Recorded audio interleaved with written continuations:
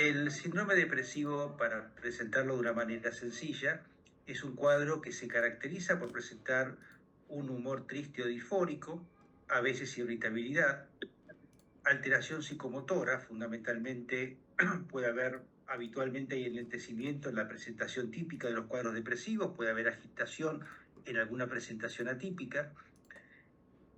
El síndrome depresivo se presenta con una importante alteración de los ritmos biológicos, tanto que algunos han llamado a esta enfermedad la enfermedad de los ritmos biológicos. Se ve claramente en el comer, con esa pérdida de apetito, en las dificultades para conciliar el sueño, en el sueño interrumpido, en las alteraciones en la arquitectura del sueño, que ya veremos cuando hablemos un poco del sueño. La presencia también de síntomas somáticos, dentro de los cuales hay que destacar uno que ha cobrado mucha relevancia en los últimos años, que es el dolor somático. Los pacientes con cuadros depresivos, en un 80% de los casos, se presentan y cursan con alguna manifestación de dolor. Y estos cuadros pueden o no acompañarse de crisis psicóticas. ¿Hay algún micrófono abierto? Les pido por favor que lo puedan cerrar. Cuando uno habla sobre las distintas hipótesis de depresión, vemos que hay una gama inmensa de posibilidades, desde lo más conocido, que es la participación de las monaminas, el glutamato, el eje hipotálamo hipófiso adrenal, el tema de la anedonia, que involucra la participación de opioides, el balance colinérgico-adrenérgico, la neuroinflamación, la neuroplasticidad.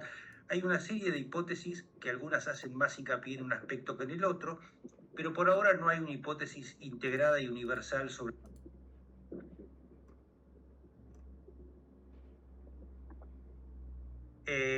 Todas estas hipótesis lo que nos muestran es que...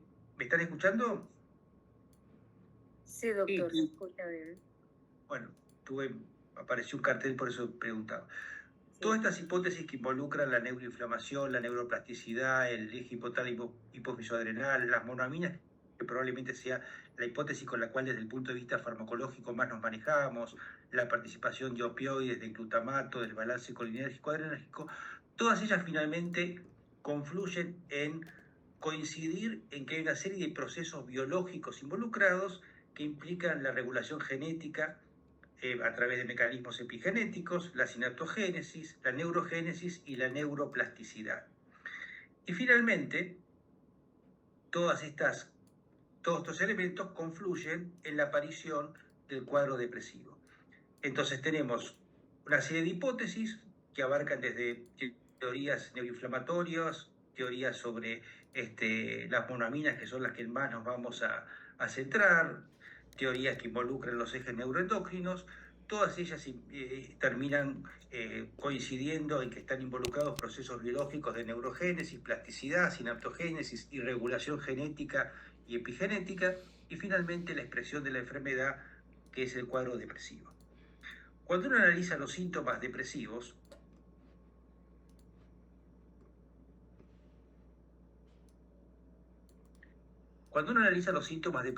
y ya nos centramos fundamentalmente en la hipótesis de las monaminas, que es con la cual nos manejamos desde el punto de vista práctico hoy en día, a pesar de sus limitaciones, uno podría tratar de identificar cuáles son los distintos síntomas que aparecen en los cuadros depresivos, cuáles son los neurotransmisores involucrados y cuál es el área cerebral o el circuito cerebral que participa. El conocer qué neurotransmisor está involucrado nos va a permitir, desde el punto de vista farmacológico, anticipar si el paciente presenta determinado tipo de síntomas vinculados a determinado problema de determinado neurotransmisor, si el fármaco que nosotros elegimos corrige o no eventualmente esa dificultad. Si nosotros tenemos, para explicarlo de una forma sencilla, alguna problemática que involucra la falta de norepinefrina y dopamina, y lo que optamos es por un fármaco que mejore la serotonina, es probable que haya algunos síntomas que no mejoremos. Y si por el contrario tenemos algunos síntomas que involucran fundamentalmente la serotonina y optamos por fármacos que mejoran norepinefrina y dopamina, es probable que algunos de esos síntomas tampoco los vayamos a atender correctamente. Para eso es importante que sepamos cuáles son los síntomas que dependen fundamentalmente de norepinefrina y dopamina, cuáles son los síntomas que dependen fundamentalmente de la serotonina y cuáles son los síntomas que involucran la participación de las tres monoaminas, la norepinefrina, la serotonina y la dopamina. Lo vemos claramente en este cuadro. La pérdida de interés, las alteraciones en las funciones ejecutivas son dos síntomas que claramente dependen de norepinefrina y dopamina e involucran fundamentalmente la corteza prefrontal, dorsolateral, el hipotálamo y el núcleo accumbens.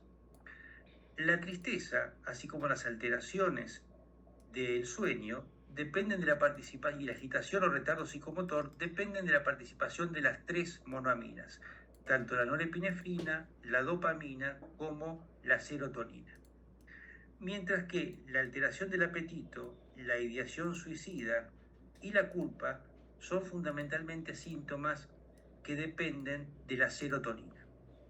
Si lo llevamos esto a un cuadro como lo presenta Stahl más claro, podemos ver cómo en un punto donde dividimos los síntomas en dos grandes grupos, el humor normal estaría en el medio, de un lado estaría lo que conocemos como afecto positivo disminuido y del otro lado lo que conocemos como afecto negativo aumentado. El afecto negativo aumentado son todos aquellos síntomas que dependen fundamentalmente de serotonina y de norepinefrina. El humor depresivo, la culpa, el disgusto, la hostilidad, la irritabilidad, los sentimientos de soledad.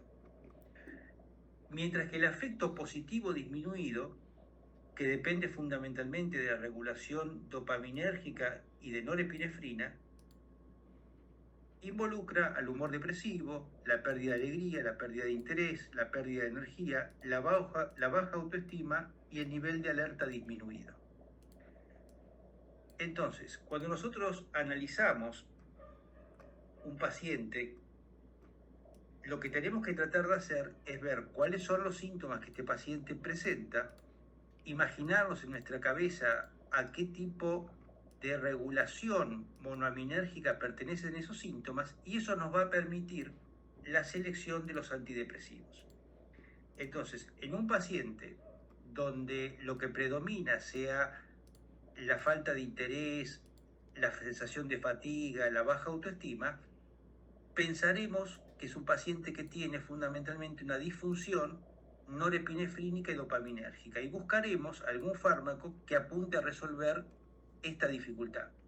Si por el contrario tenemos un paciente que tiene un nivel de interés o de energía suficiente, pero siente culpa inmotivada, está irritable, es hostil, pensaremos que hay un afecto negativo aumentado y optaremos por fármacos que regulen la función serotoninérgica, funcionales fundamentalmente, y en menor medida la norepinefrínica.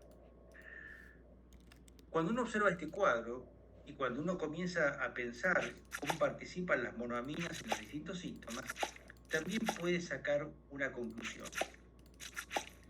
Por un lado vemos que el afecto positivo disminuido depende de la regulación dopaminérgica, el afecto negativo aumentado depende de la regulación serotoninérgica, mientras que ambos dependen de la función noradrenérgica.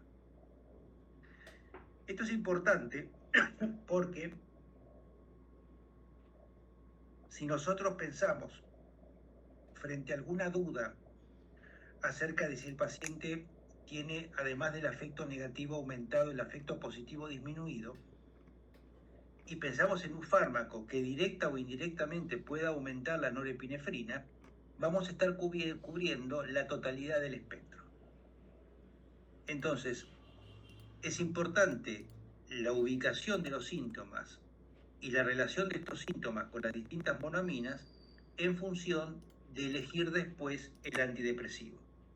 Para eso será importante, por supuesto, conocer la farmacodinámica de este antidepresivo para poder extraer las conclusiones que clínicamente nos resulten útiles. Es decir, saber si ese fármaco modifica la transmisión serotoninérgica, modifica también la norepinefrínica, la dopaminérgica, etc. En función de conocer esa farmacodinámica, de haber establecido un diagnóstico correcto y saber qué tipo de síntomas están involucrados y cuáles son los neurotransmisores que eventualmente los afectan, podremos hacer una correcta selección de un fármaco. ¿Cómo surgieron los antidepresivos en la historia?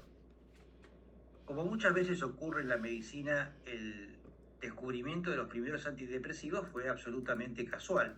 Estudiando pacientes tuberculosos se probó un antibiótico, la iproniazida, que atendía justamente a los síntomas, a la infección tuberculosa, y se descubrió que la iproniazida mejoraba el ánimo depresivo de aquellos pacientes que padecían tuberculosis y depresión. Y poco después se descubrió que la acción de la iproniazida no tenía que ver con el efecto antituberculoso, sino con la inhibición de una enzima que participa en el metabolismo de las monoaminas, que es la monoaminoxidasa. Fue así como surgieron inicialmente los inhibidores de la monoaminoxidasa, que fueron los primeros antidepresivos con efecto clínicamente útil.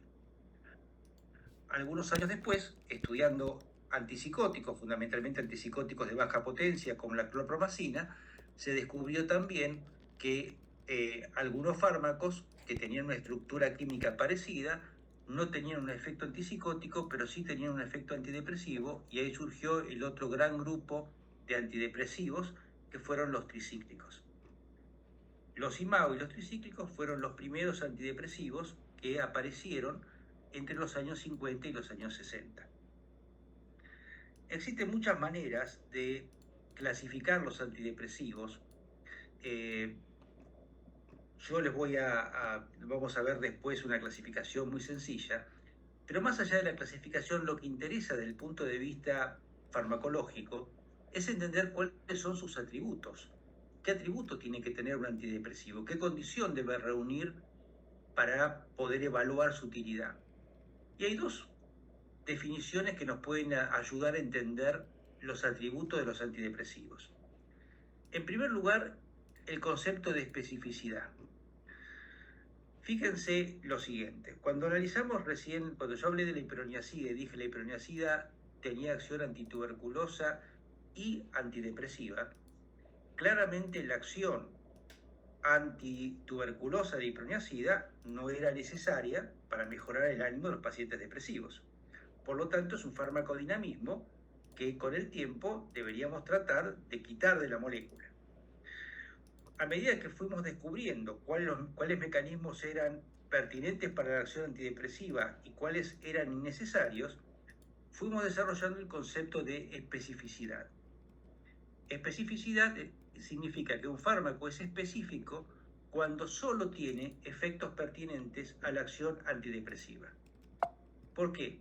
Porque cuanto menos específico sea un fármaco, mayor cantidad de efectos colaterales va a tener.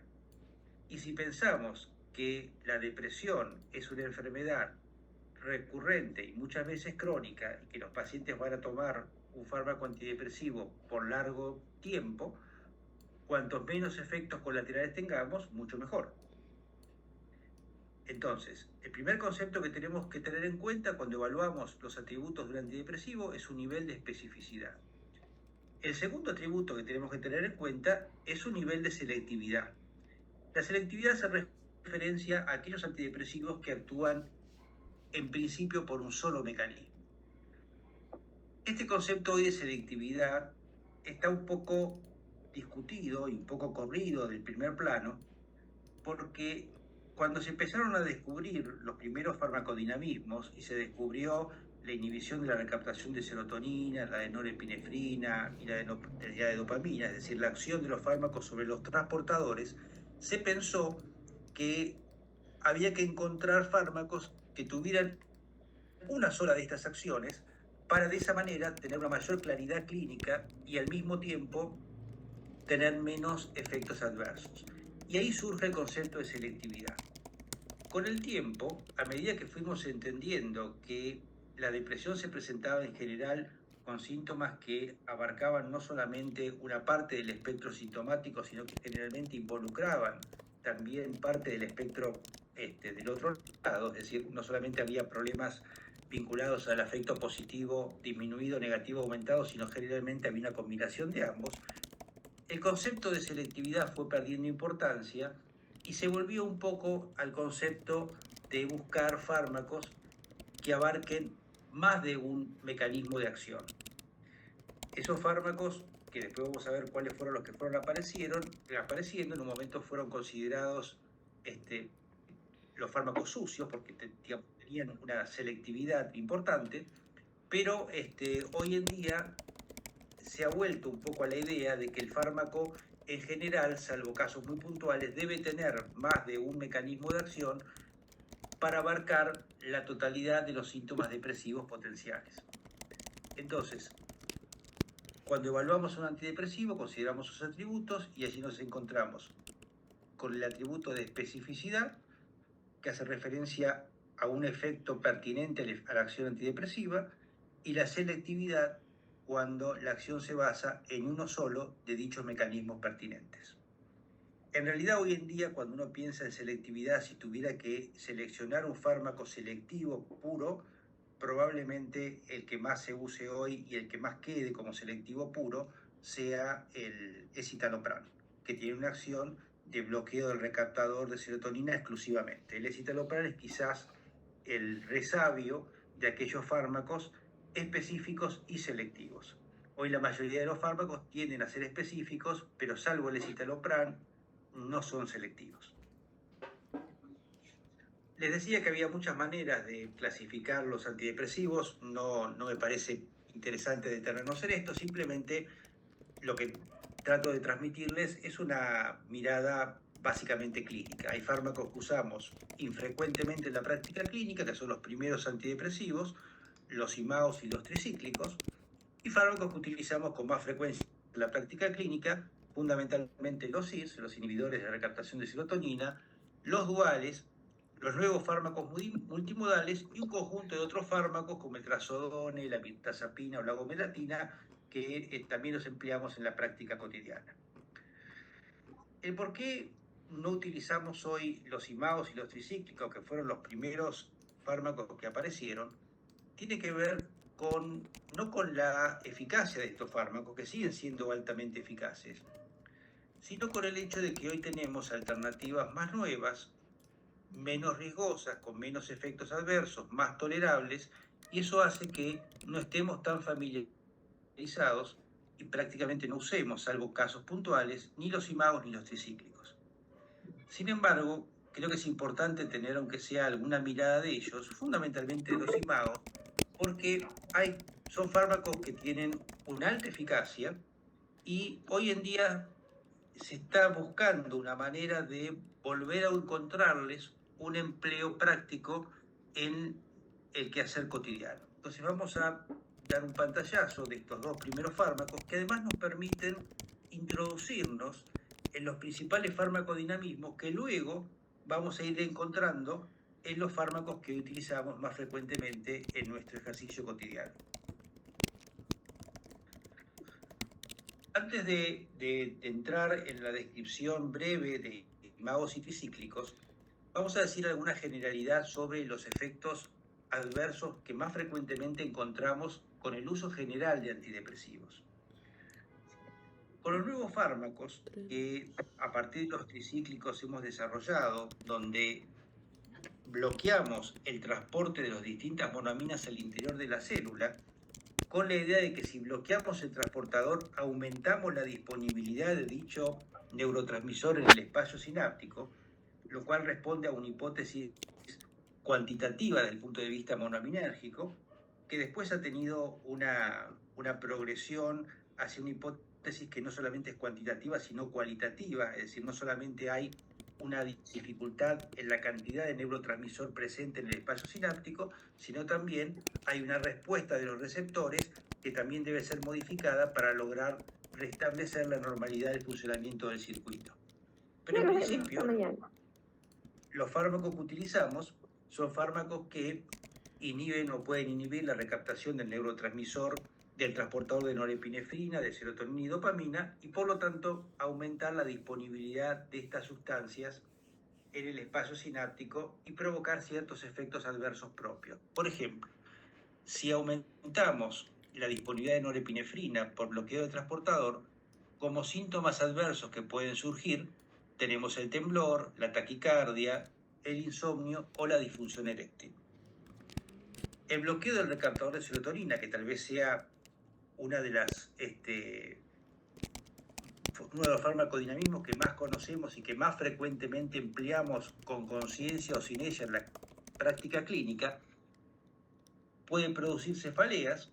Cuando administramos los IRS, habitualmente nos encontramos con esta dificultad, trastornos gastrointestinales, también lo solemos ver, fundamentalmente diarrea, y la disfunción sexual, que todos sabemos que es una de las limitaciones más fuertes en la administración de los inhibidores de la recaptación de serotonina.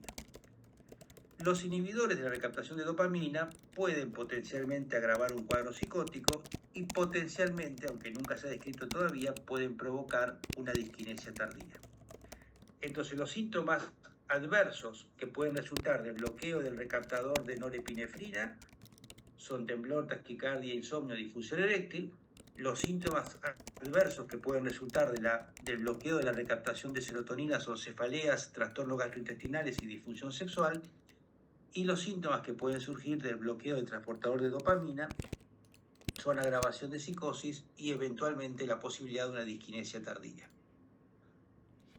Otros efectos adversos que podemos encontrar en los distintos antidepresivos, tanto efectos adversos fundamentalmente neurológicos y dermatológicos, son los siguientes. El temblor, que generalmente está más asociado al uso de tricíclicos o de bloqueantes de la recaptación de norepinefrina, que en caso de ser excesivamente molesto, pero el paciente tener una buena respuesta clínica, podemos manejarlo con beta bloqueantes, aunque hoy en general, al no usar tanto los tricíclicos pronoradrenérgicos, es raro que nos encontremos con esta realidad. Las convulsiones, que son más frecuentes en pacientes donde utilizamos el bupropión, que vendría a ser el odranal o el Butrin del mercado, o la clorimipramina. En general, cuando un paciente presenta convulsiones por algún antidepresivo, suele estar relacionado a antecedentes previos de epilepsia, con lo cual es importante investigar y tener en cuenta que si el paciente tiene epilepsia o antecedentes de convulsiones, es preferible elegir otro Ricardo, fármaco. ahí en los consultorios que tú alquilas no tienes terapista de lenguaje. No. ¿Me están escuchando bien? Sí, doctor. No, disculpe. Sí, Doctor. con dificultad. Entonces, las convulsiones más frecuentes con bupropión y clonipramina, el bruxismo, que todos sabemos que es un síntoma bastante frecuente cuando administramos los IRS, las erupciones, que habitualmente se suelen ver excepcionalmente con tricíclicos, con el trazodone y a veces con los IRS, lo mismo que las urticarias, y es muy poco frecuente la aparición de reacciones dermatológicas tardías. Los efectos adversos más frecuentes y que probablemente sean una de las razones por las cuales hemos dejado de utilizar la gran mayoría de los tricíclicos, tienen que ver con acciones que no son pertinentes al efecto antidepresivo y son responsables de la mayoría de los efectos adversos que intentamos evitar. Y resultan de la acción de estos fármacos bloqueando receptores, ya sea receptores histaminérgicos, muscarínicos, alfa-adrenérgicos o canales voltaje dependiente. ¿Cuáles serían estos efectos adversos? El bloqueo H1, el bloqueo de los receptores a histamina 1, produce sedación, somnolencia, hipotensión y aumento de peso. El aumento de peso fue otra de las razones por las cuales los viejos tricíclicos fueron perdiendo relevancia, porque realmente provocaban un aumento de peso significativo y por lo tanto les resultaba muy difícil a muchos pacientes aceptar tomar durante largos periodos de tiempo fármacos que les produjeran un aumento de peso que podía llegar a ser de más de 20 kilos al año. El bloqueo muscarínico, el bloqueo de los receptores M1, que produce los clásicos efectos anticolinérgicos, sequedad bucal, visión borrosa, retención urinaria, constipación, es uno de los efectos adversos también que se veían frecuentemente con los tricíclicos, todavía se ven con algunos fármacos contemporáneos como por ejemplo la paroxetina. Lo que nos lleva a que cuando tenemos un fármaco con importantes efectos anticolinérgicos, no debemos emplear en pacientes con glaucoma de ángulo estrecho ni en pacientes con hipertrofia prostática. Otro efecto colateral muy frecuente con los tricíclicos era y también con los IMAO, era el bloqueo alfa-1. El bloqueo de los receptores alfa-1 a norepinefrina, además de producir sedación y somnolencia por acción central, por acción periférica podía producir hipotensión ortostática. El bloqueo alfa-2, que se puede ver con el trazodone y que puede producir en dosis alta priapismo en el varón. Hoy el trazodone prácticamente no se utiliza como antidepresivo, ya voy a explicar por qué cuando hablemos de él. Se utiliza en general a dosis bajas como inductor del sueño por su acción antihistamínica, con lo cual el bloqueo alfa-2 no se produce y no tenemos esta dificultad del priapismo. Y el bloqueo de los canales de sodio voltaje dependiente era responsable fundamentalmente cuando se administraban tricíclicos de dos efectos adversos potencialmente graves o importantes: arritmias a nivel cardíaco y convulsiones a nivel central. Hablemos un poquito de los inhibidores de la monoaminoxidasa. ¿Qué es la monoaminoxidasa? La monoaminoxidasa es una enzima que está ubicada en la cara externa de las mitocondrias,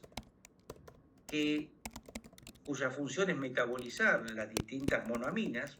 Metabolizar significa, en términos sencillos, inactivarlas. Tenemos dos variantes de la monoaminoxidasa, la monoaminoxidasa A y la monoaminoxidasa B.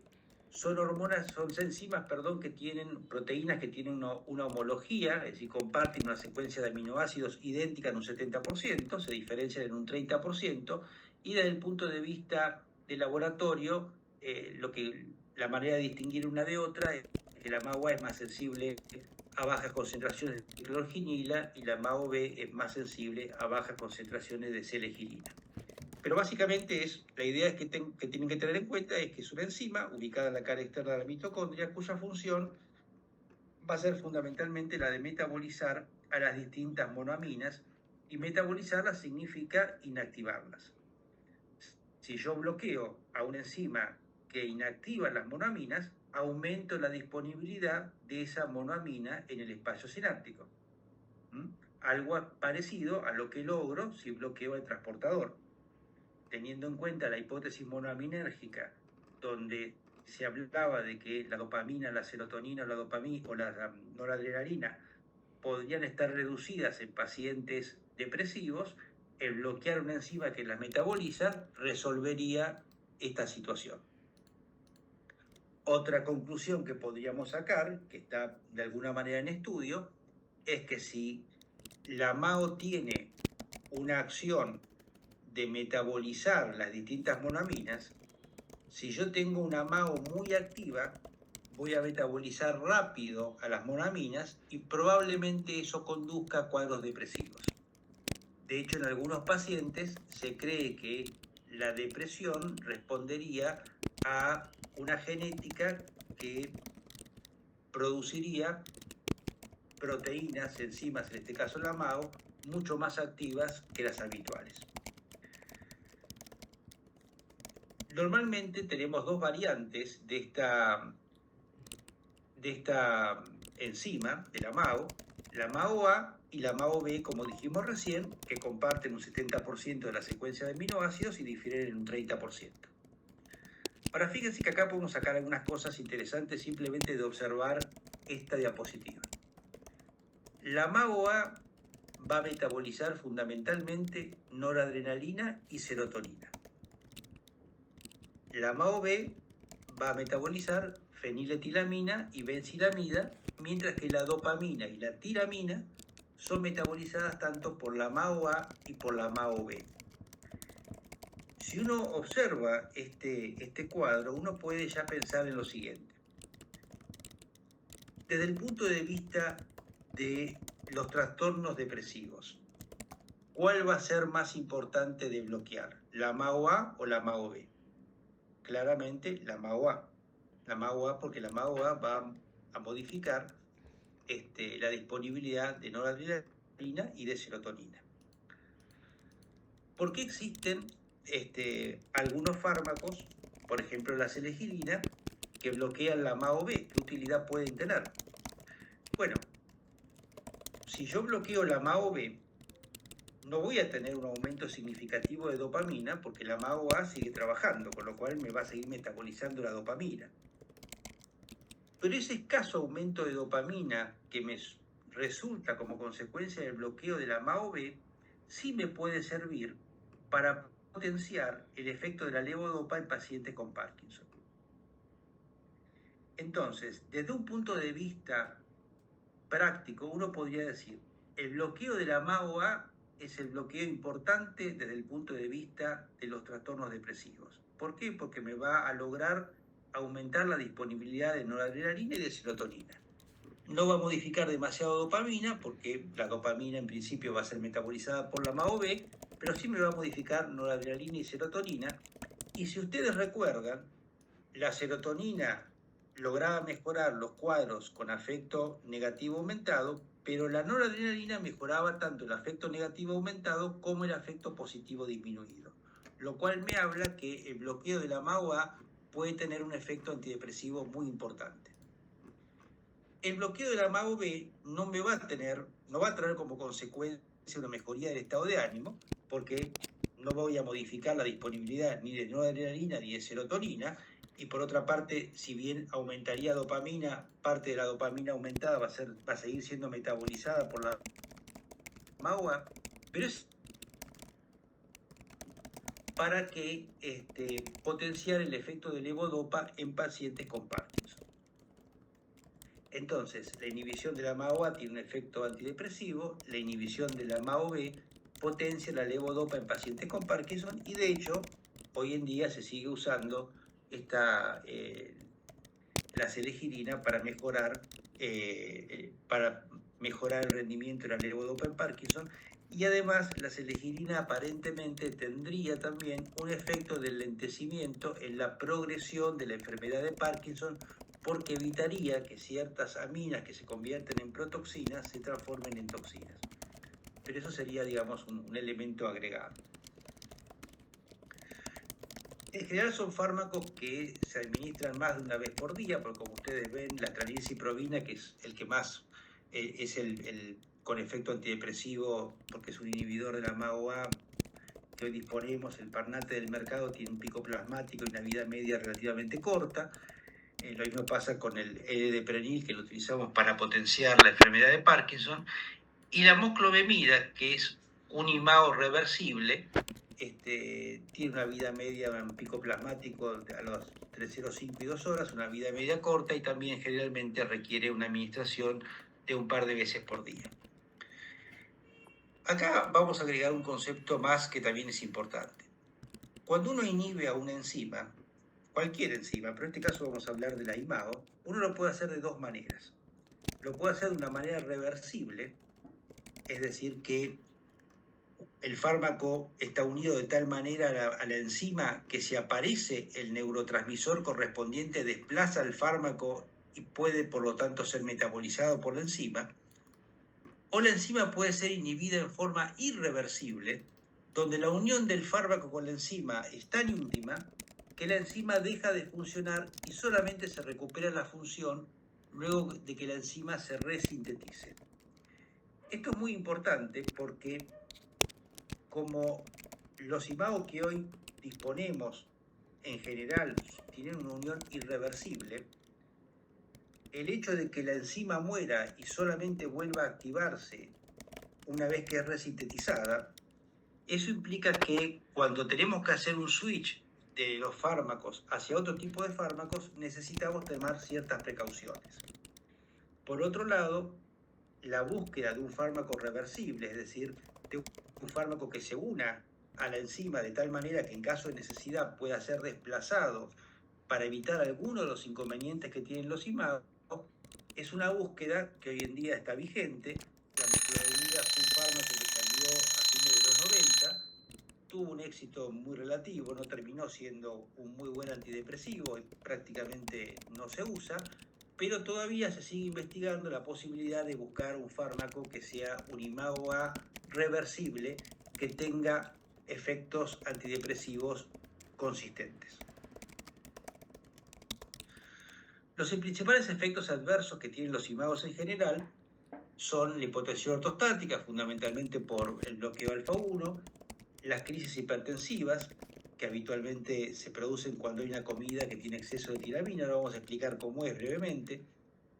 En general son menos cardiotóxicos que los tricíclicos porque no bloquean los canales de sodio voltaje dependientes, y después tienen una serie de efectos adversos como efectos anticolinérgicos, aumento de peso, disfunción sexual. Hay que controlar la función hepática. De hecho, la iproniazida, que fue el fármaco inicial desde el cual se los descubrieron, fue retirado del mercado por ser hepatotóxico, y son fármacos que pueden tener una cierta letalidad por sobredosis, fundamentalmente cuando se combinan con algunos alimentos que no se deben consumir cuando uno está tomando un inhibidor irreversible de la monoaminoxidasa, como por ejemplo el que disponemos hoy, que es la tranilcipromida. ¿Y por qué es esto? Las principales interacciones farmacológicas que pueden provocar los imagos, que son quizás más importantes que los efectos adversos y son donde más cuidado tenemos que tener, son de dos tipos: la posibilidad de provocar una crisis hipertensiva y la posibilidad de generar un síndrome serotoninérgico central por combinarse el aumento de la serotonina que ellos mismos generan por bloqueo de la IMAO con un fármaco que eventualmente, por ejemplo, bloquea el transportador. Estos son los dos principales efectos adversos, que son muy serios, muy graves, y que surgen de interacciones farmacológicas de otros fármacos con los IMAO. La primera interacción que surge y la posibilidad de crisis hipertensiva, y una de las cosas que más ha provocado el abandono en el uso habitual de los IMAO, es que ciertas comidas ricas en tiramina pueden provocar, si uno está tomando un IMAO irreversible, una crisis hipertensiva. La tiramina es una especie de falso neurotransmisor que eventualmente desplaza la norepinefrina de las vesículas sinápticas y la libera. Normalmente, cuando nosotros comemos una dieta rica en tiramina, la monoaminoxidasa que tenemos en el intestino, en hígado o en cerebro la metaboliza, y de tal manera que no tenemos ningún problema con la liberación de norepinefrina y podemos ingerir hasta 400 miligramos de tiramina sin tener ninguna consecuencia negativa para nuestra salud. De hecho, una dieta habitual, una dieta muy rica en tiramina, hoy en día no supera los 40 miligramos, es decir que tenemos hasta 10 veces más la posibilidad de metabolizar un exceso de tiramina. Con lo cual, en una persona que no consume IMAOs, la comida no es un problema en este sentido. Ahora, cuando por alguna razón bloqueamos a la monoaminoxidasa y ya la tiramina no va a ser metabolizada, lo que ocurre es que esa liberación masiva de norepinefrina va a producir, con solo una dieta que tenga 10 miligramos de tiramina, una crisis hipertensiva. Con lo cual es muy importante advertirle a nuestros pacientes que van a tomar un inhibidor de la monoaminoxidasa qué alimentos puede consumir y qué alimentos no. Durante mucho tiempo hubo muchos mitos en relación a qué alimentos se podían o no consumir, y por ejemplo se prohibían todos los quesos, se prohibían todas las cervezas. Hoy sabemos que los quesos añejados son los que más problemas traen, que la cerveza embotellada raramente produce ningún problema, que el problema es con la cerveza no pasteurizada y la cerveza artesanal. Y sabemos también, por ejemplo, que prácticamente cuando alguien come una pizza, por ejemplo, que era otro tema que estaba prohibido, comer pizza por el queso, hoy sabemos que para provocarle a alguien una crisis hipertensiva por exceso de tiramina, tiene que comer aproximadamente unos 25 pedazos de pizza para realmente generarle una crisis hipertensiva. De cualquier manera, cuando un paciente toma un IMAO A irreversible, le solemos dar una indicación de qué alimentos puede consumir y qué alimentos no, para asegurarnos que no tenga una crisis hipertensiva. En caso de tenerla, una nifedipina sublingual, una DAL sublingual, es suficiente para abortarla. En general, los quesos maduros o de sabor fuerte son los que no se deben comer, las carnes ahumadas o procesadas, los alimentos en escabecho fermentados, algunas salsas, los frutos secos o maduros, las bebidas con alcohol, fundamentalmente la cerveza casera, y por supuesto los alimentos conservados y los alimentos que combinen algunos de estos ingredientes que yo acabo de marcar. Entonces, por un lado tenemos las crisis hipertensivas derivadas de la ingesta de alimentos que hay que tener cierta precaución en consumirlos por la razón que acabo de explicar. Y también tenemos crisis hipertensivas que surgen de drogas que estimulan la actividad adrenérgica. Si yo tengo que normalmente estoy aumentando la disponibilidad de norepinefrina como consecuencia del bloqueo del IMAO-A, cuando yo administre fármacos que tengan acción proadrenérgica, voy a tener la posibilidad de combinar la acción del exceso de norepinefrina que yo estoy generando por bloquear la IMAO con el exceso de actividad adrenérgica propio del fármaco. Por eso tenemos que tener mucho cuidado en aquellos pacientes que presentan cuadros gripales, tos, resfríos, con los descongestivos, como la fenilefrina, la efedrina o la pseudoefedrina, con el uso de estimulantes, como metilfenidato y anfetamina, o con algunos antidepresivos que pueden bloquear la recaptación de norepinefrina. Una cosa que yo no les dije, les digo como al pasar, los IMAO tienen en general una estructura química muy parecida a las anfetaminas, y algunos de ellos, por ejemplo, se metabolizan anfetaminas, con lo cual la unión de un psicoestimulante con un IMAO puede provocar fácilmente una crisis hipertensiva. El segundo gran tema que yo les decía, que tenemos que tener precaución, es con la posibilidad del síndrome serotoninérgico central. Es decir, tenemos por un lado las crisis hipertensivas derivadas de problemas de la dieta o problemas de la administración de fármacos con acción adrenérgica, y la posibilidad del síndrome serotoninérgico central en todo aquel fármaco que simultáneamente a la administración de un IMAO aumente la disponibilidad de serotonina. Recordemos que los IMAO producían un aumento de serotonina por bloqueo de la monoaminoxidasa A. De tal manera que si lo combinamos, por ejemplo, con IRS, con tricíclicos o con carbamazepina, corremos el riesgo de que aparezca un síndrome serotoninérgico central. También algunos analgésicos opioides tienen una acción bloqueante de la recaptación de serotonina, y esa es la razón por la cual tenemos que tener mucho cuidado en administrar meperidina, dextrometorfano, que es el que más acción bloqueante tiene de la recaptación de serotonina, o el tramadol. La codeína, por ejemplo, en ese sentido no tiene un efecto importante sobre la recaptación de serotonina. ¿Cómo nos encontramos con un cuadro, un síndrome serotoninérgico central cuando estamos administrando un IMAO y le adjuntamos alguno de estos fármacos? Y bueno, tenemos dos elementos que nos sirven para detectar un síndrome serotoninérgico central. Tenemos síntomas de alarma y tenemos síntomas ya de peligro inminente. En general, los síntomas de alarma tienen que ver con un paciente que presenta clonus, que está agitado, que suda mucho, diaforesis, temblor, hiperreflexia e hipertono, hiperpirexia o hipertermia, migraña y eventualmente confusión.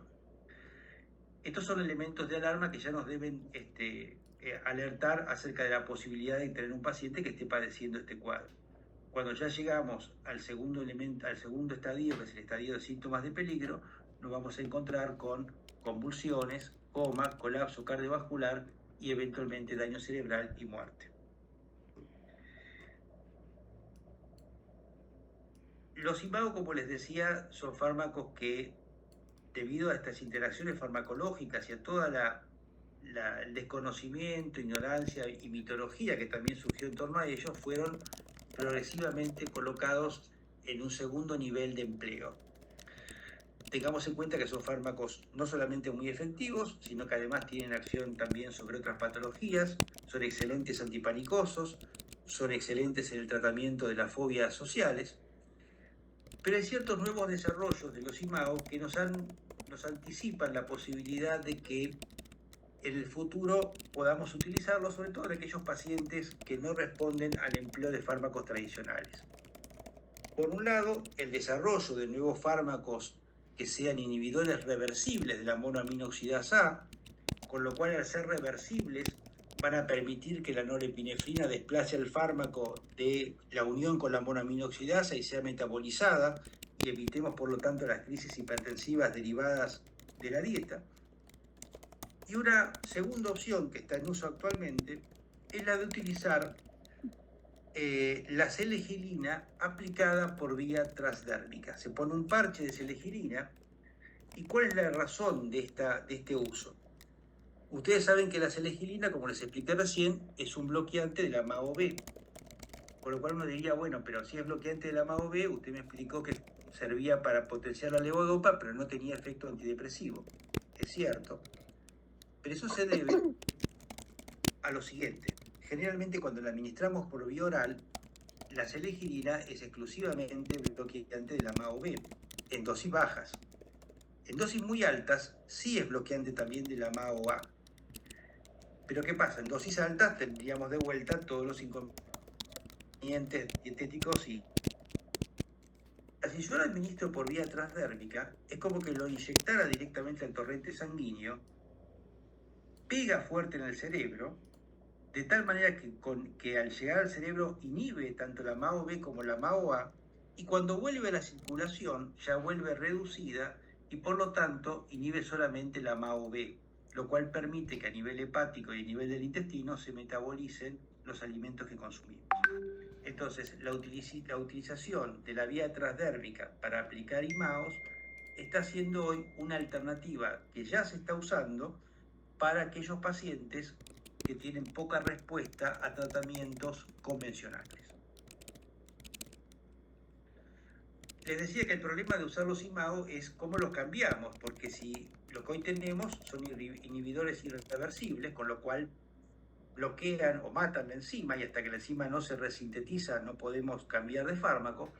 Por lo tanto, normalmente cuando pasamos de un IRS a un IMAO, lo que tenemos que hacer es esperar 5 a 7 días para que baje la mida media, para que desaparezca el IRS de sangre y por lo tanto no tenga una acción de potenciarse con el IMAO y poder generar un síndrome serotoninérgico central, salvo en el caso de la fluoxetina, que por la característica de dar un metabolito que es la norfluoxetina con una vida muy larga, cuando estamos dando fluoxetina y queremos pasar un IMAO, tenemos que esperar 5 semanas porque el metabolito activo sigue dando vueltas por el organismo y corremos el riesgo de generar un síndrome serotoninérgico central producto de la inhibición que va a aportar el IMAO sobre la IMAO-A y el efecto todavía persistente del bloqueo del recaptador de serotonina.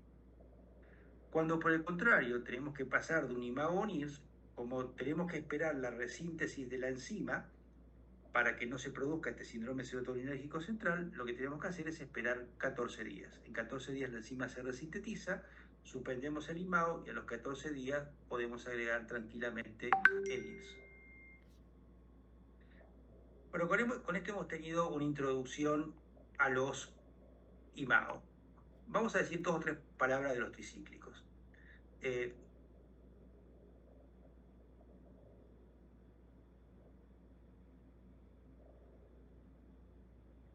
Los tricíclicos surgieron también en forma, como les dije, un poco circunstancial, estudiando antipsicóticos, viendo que no tenían efecto antipsicótico, pero sí antidepresivo. Y lo que nos permitieron los tricíclicos es conocer una enorme cantidad de farmacodinamismos que luego fuimos aplicando en este proceso de búsqueda de especificidad y selectividad en el uso de antidepresivos. En primer lugar, nos encontramos con que ellos inhiben al recaptador de serotonina, inhiben también al recaptador de norepinefrina. Muchos tienen acción antihistamínica, antimuscarínica, anti-alfa-1 y bloqueante de los canales de sodio, responsable de los efectos adversos que ya les describí, y también bloquean algunos otros receptores a serotonina como el 5-HT2C y el 5-HT2A, cuya acción antidepresiva es muy importante porque el bloqueo de estos dos receptores aumenta la disponibilidad de dopamina y norepinefrina. Con lo cual tenemos que los tricíclicos, que cada uno es una combinación de muchos o de algunos de estos farmacodinamismos, por un lado son también excelentes antidepresivos, no tienen las restricciones dietéticas que tenían los IMAO, tienen efectos adversos menos severos y tuvieron la ventaja de mostrarnos una cantidad de farmacodinamismos sobre los cuales nos paramos para luego generar los distintos antidepresivos que aún hoy seguimos utilizando. Los tricíclicos se generaron a través de dos etapas. Hubo una primera generación de tricíclicos, de los cuales la imipramina, la clomipramina, la amitriptilina, la decimipramina, la nortriptilina y la amoxapina fueron los más relevantes, y una segunda generación de tricíclicos, entre los cuales está el trazodone y la mianserina. En general, la ventaja que tienen los tricíclicos es que tenemos una experiencia de muchísimos años y por lo tanto ya difícilmente nos sorprende algo nuevo. Las desventajas es que tienen algunos efectos adversos intensos.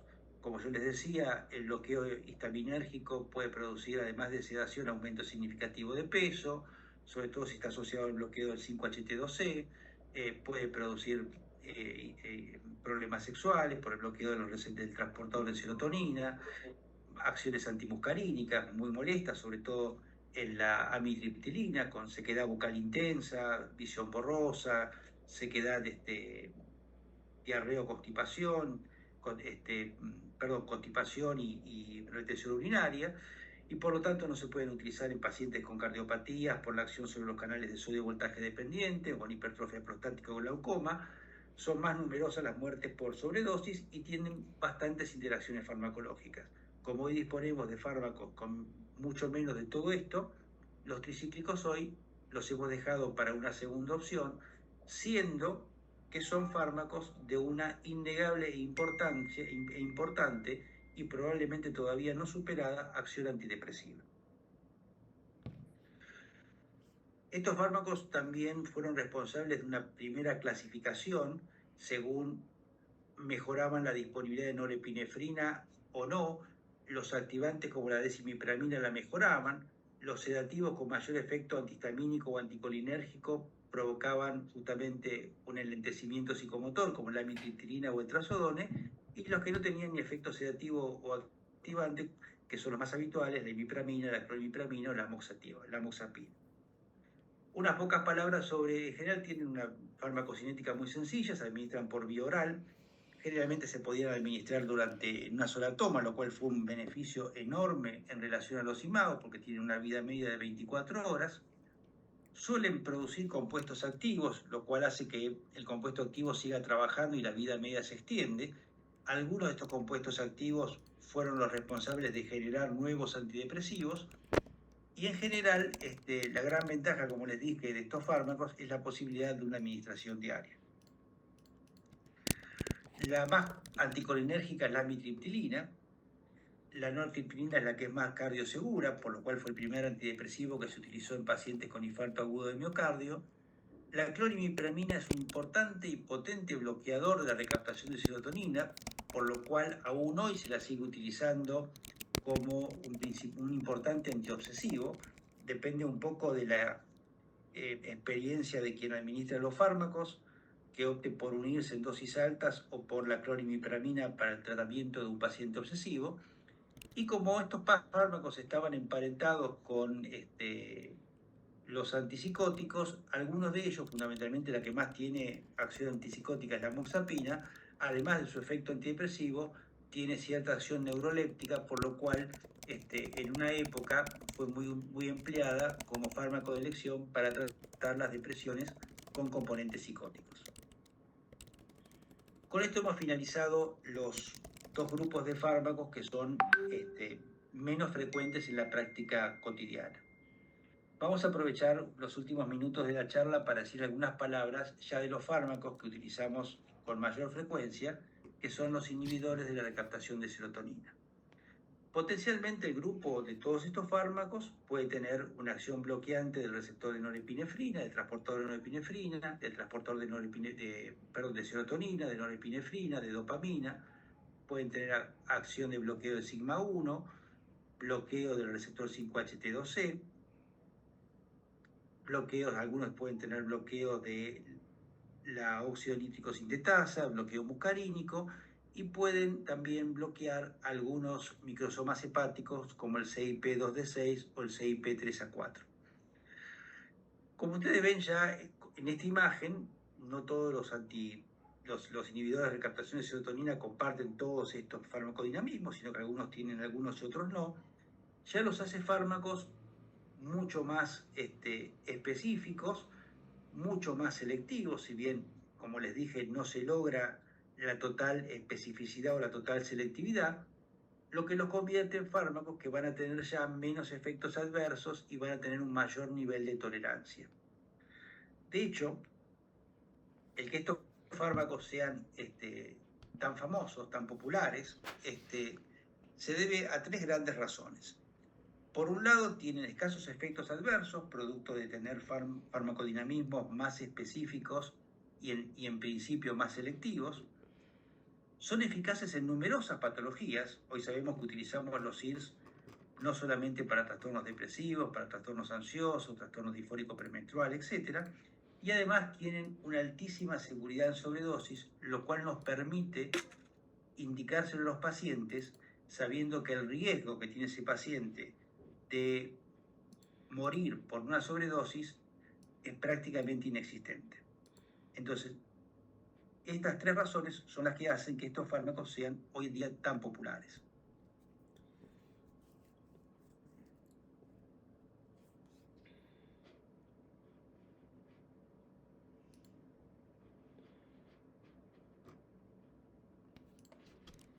Como les decía, son fármacos que se utilizan, son eficaces en numerosas patologías: el trastorno disfórico premenstrual, el trastorno de pánico, el trastorno obsesivo, la ansiedad social, el trastorno de estrés postraumático, en trastornos alimentarios y, por supuesto, en trastornos depresivos. Esta eficacia en numerosas patologías también hacen que sean extremadamente populares.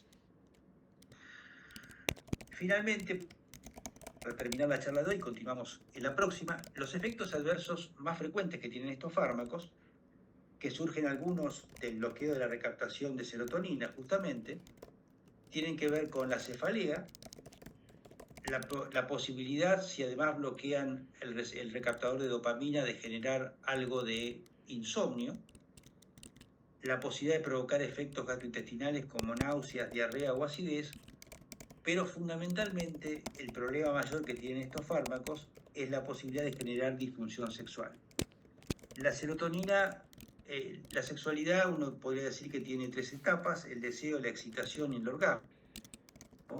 La serotonina pega mal en las tres etapas, es decir, disminuye la excitación, disminuye el deseo, disminuye la excitación y produce anorgasmia. Con lo cual, la administración de los SIRS tiene como contrapartido, como gran dificultad, la disfunción sexual. Con respecto a este tema, uno diría dos cositas. La primera, es muy importante evaluar la vida sexual del paciente para poder después evaluar de qué manera impacta la función sexual, porque además no impactan todos los pacientes de la misma forma, ni siquiera impactan todos. Y segundo, también hay como un efecto de acostumbramiento que hace que la problemática sexual sea muy intensa al principio y con el tiempo vaya disminuyendo.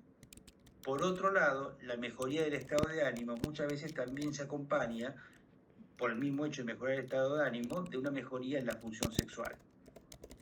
Lo que sí es sí o sí responsabilidad de UNIRS en caso de que aparezca es la anorgasmia. Si algún paciente de ustedes dice que no puede tener orgasmo, indudablemente en ese caso sí la problemática está vinculada con el IRS y por lo tanto en ese caso tendremos que evaluar la posibilidad de buscar una alternativa farmacológica, porque claramente eso sí es responsabilidad del fármaco y si el paciente lo está afectando debemos considerarlo y modificar la elección farmacológica.